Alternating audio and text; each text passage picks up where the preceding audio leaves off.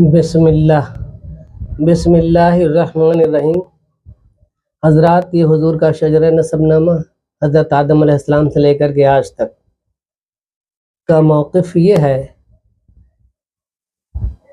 کہ جب حضرت یوسف علیہ السلام کے دربار میں ان کے 11 بھائی اور والد اور ماجد ان کے گریزاری کر رہے ہیں، بھائی معافی مانگ رہے ہیں، پیروں پر پڑے ہوئے ہیں، والدین ان کے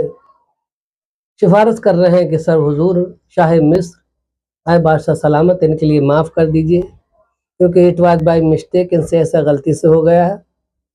چنانچہ حضرت یوسف علیہ السلام اپنے چہرے پہ نقاب ڈالے ہوئے تھے، نقاب الٹ دیتے ہیں اور والد سے کہتے ہیں، اے والد بزرگار، میں یوسف علیہ السلام ہوں، میں یوسف ہوں، آپ کا بھیڑیا نے جو کھایا آیا تھا وہی بیٹا ہوں۔ چنانچہ یہ دیکھ کر کے تمام بھائی زار و قطار روتے ہیں اور حضرت یعقوب علیہ السلام اور ان کی والدہ اللہ تعالیٰ کا شکرانہ ادا کرتے ہیں۔ اسی خوشی میں حضرت یوسف علیہ السلام جو ہے پورے شہر کے لیے آراستہ کراتے ہیں، منادی کراتے ہیں کہ جلوس نکالا جائے گا۔ اپنے بھائیوں اور والدین کے لیے لے کر کے آپ جلوس کی شکل میں مصر کے اندر جاتے ہیں۔ جلوس چل رہا ہے آپ کا مصر کے اندر۔ زلیخا نے جب سنا کہ یوسف علیہ السلام کی سواری آ رہی ہے، جلوس نکلنے والا ہے، تو وہ بھی راستے میں آ کر کے بیٹھ گئی۔ زلیخا کے تھیلی میں ایک بت رکھا تھا، چنانچہ اس نے اس بت کے لیے نکال کے پھینک دیا اور کہا کہ اے یوسف کے خدا، میں تجھ پر ایمان لاتی ہوں، تو وحدہ لا شریک ہے، اور یوسف علیہ السلام کے لیے پیغمبر تسلیم کرتی ہوں، میں ان پر ایمان لاتی ہوں۔ چنانچہ زلیخا نے جب بت کو پھینک دیا اور اللہ تعالیٰ کے بارگاہ میں سچے دل سے جب دعا کی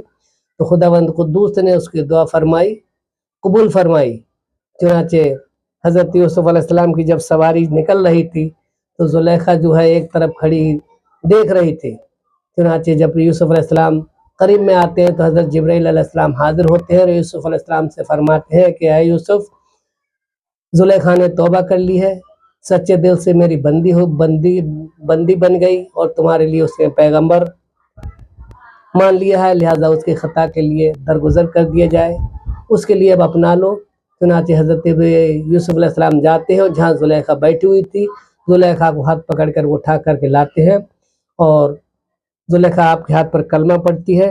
اور یوسف علیہ السلام زلیخا سے نکاح فرماتے ہیں۔ یوسف علیہ السلام خداوند قدوس سے گزارش کرتے ہیں کہ بار الہ، زلیخا جو ہے بوڑھی ہو چکی ہے، اس کی جوانی، اس کا حسن و جمال دوبارہ عطا فرما، تو خداوند قدوس نے